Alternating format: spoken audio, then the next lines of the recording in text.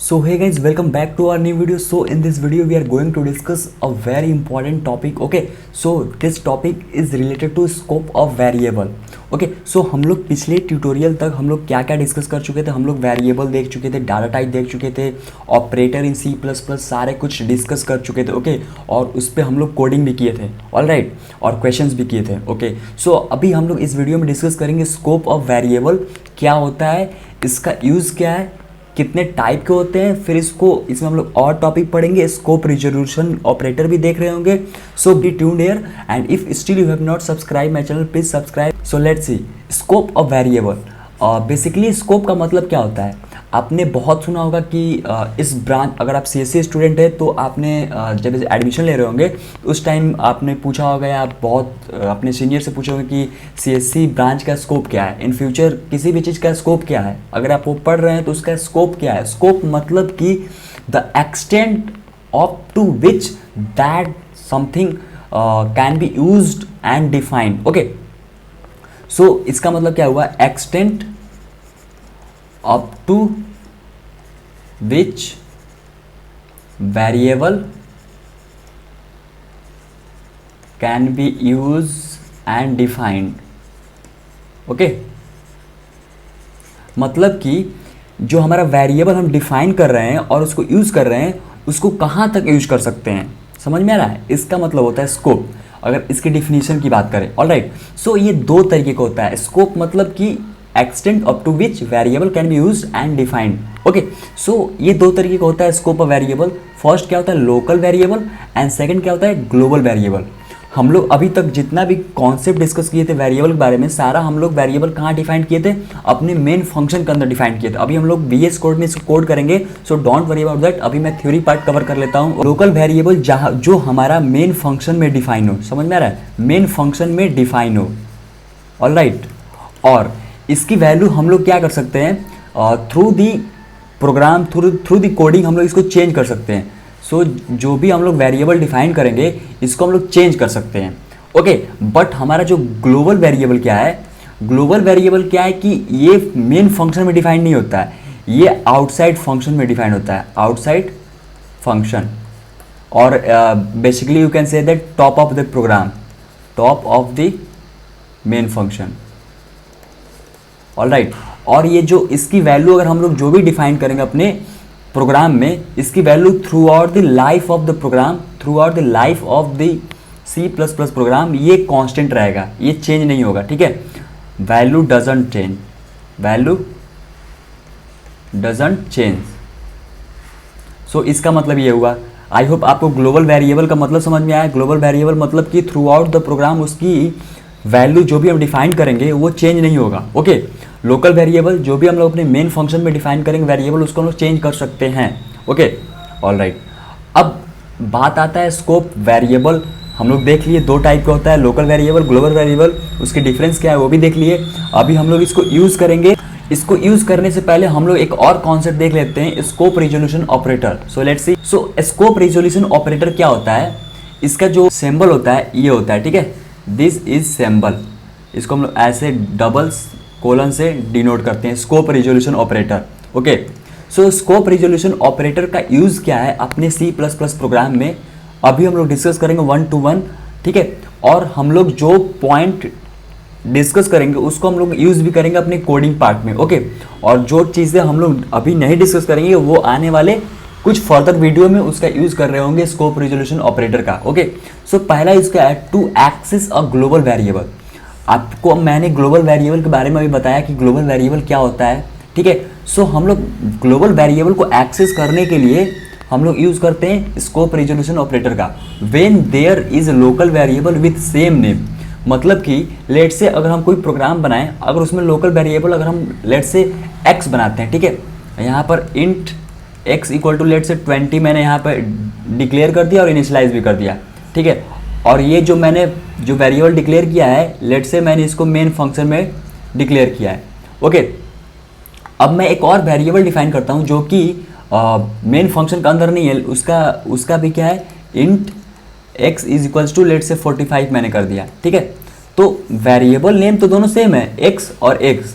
तो मेरे को कैसे पता चलेगा कि जो मैं आउटपुट दे रहा हूँ वो लोकल वेरिएबल का है आउटपुट या ग्लोबल वेरिएबल का है। तो उसी को हम लोग समझने के लिए, उसी को एक्सेस करने के लिए हम लोग किसका यूज़ करते हैं, स्कोप रिजोल्यूशन ऑपरेटर का।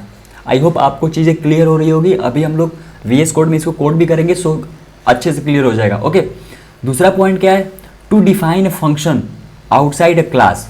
सो आपको मैंने अभी क्लास के बारे में कोई बताया नहीं है तो आपको आइडिया नहीं लगेगा, ठीक है। सो ये जितने सारे ये पॉइंट है ना, ये सारे जितने पॉइंट हैं हम लोग ये तब डिस्कस करेंगे जब हम लोग क्लासेस के बारे में कुछ पढ़ लेंगे, ठीक है। सो अभी हम लोग क्या करेंगे, अभी केवल हम लोग स्कोप रिजोल्यूशन ऑपरेटर का यूज़ केवल अभी हम लोग ग्लोबल वेरिएबल को एक्सेस करने के लिए यूज़ कर रहे होंगे। ओके, सो ये चीज़ें मैं फिर बताऊंगा आपको जब क्लास हम लोग पढ़ लिए होंगे, ठीक है। जब जब जैसे जैसे हमारा स्कोप रिजोल्यूशन ऑपरेटर का यूज़ आएगा मैं आपको डिटेल में बताता जाऊंगा, ठीक है। So don't worry about that. So let's move in our VS code and code it. So I hope आपको कोड दिख रहा होगा। सो मैं क्या करूँगा, मैं इसमें एक एडिशन परफॉर्म करूँगा। मैं 2 वेरिएबल लूँगा, अपने यूजर से इनपुट करूँगा कि उसको वैल्यू प्रोवाइड करेगा, ठीक है। और फिर मैं क्या करूँगा कि मैं उसी वेरिएबल को डिफाइन करूँगा ग्लोबली। और कैसे डिफाइन करते हैं, लेट्स सी।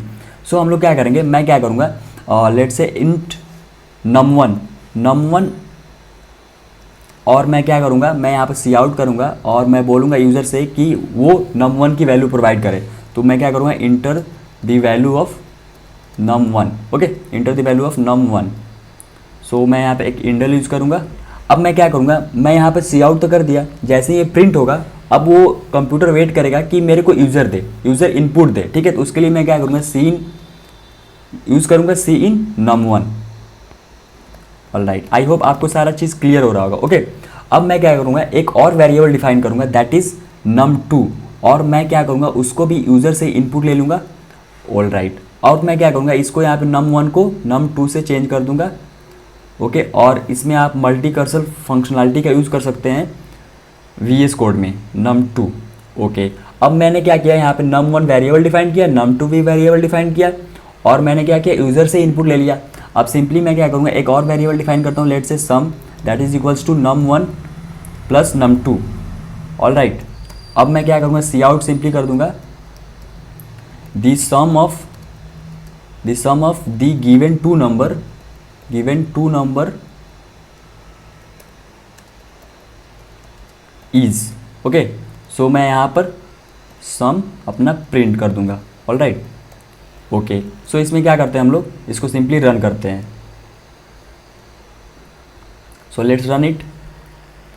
सो इसको रन करेंगे तो हमारा यूज़र बोलेगा कि आप इनपुट दे इसमें, ठीक है, enter the value of num1। तो लेट्स से मैंने इसमें 223 यूज़र से इनपुट ले लिया, फिर दूसरा इनपुट मैंने ले लिया 67। सो जो इसका आउटपुट आएगा, the sum of the number is 90। Okay, so ये तो आपको पहले भी पता था, ऐसे हम लोग कर सकते हैं। अब हम लोग क्या करते हैं, लेट्स से मैं क्या करता हूँ कि यहाँ पर जो num1 की वैल्यू है मैं यहाँ पर यहीं पे डिक्लेयर किया और यहीं पे वैल्यू असाइन कर दिया, लेट्स से 20।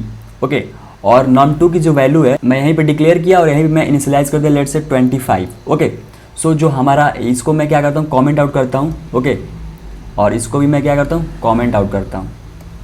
सो जो हमारा आउटपुट आएगा, सम आएगा num1 प्लस num2, वो बेसिकली 45 आ जाएगा, नो डाउट। ओके, सो इसको हम लोग जब प्रिंट करेंगे, रन करेंगे तो हमारा जो सम आएगा वो 45 आ जाएगा। ओके, अब इसमें हम लोग, ये क्या हुआ, हमारा जो मेन फंक्शन के अंदर यहाँ पे जो वेरिएबल डिफाइन हुआ है ये क्या है, लोकल वेरिएबल है।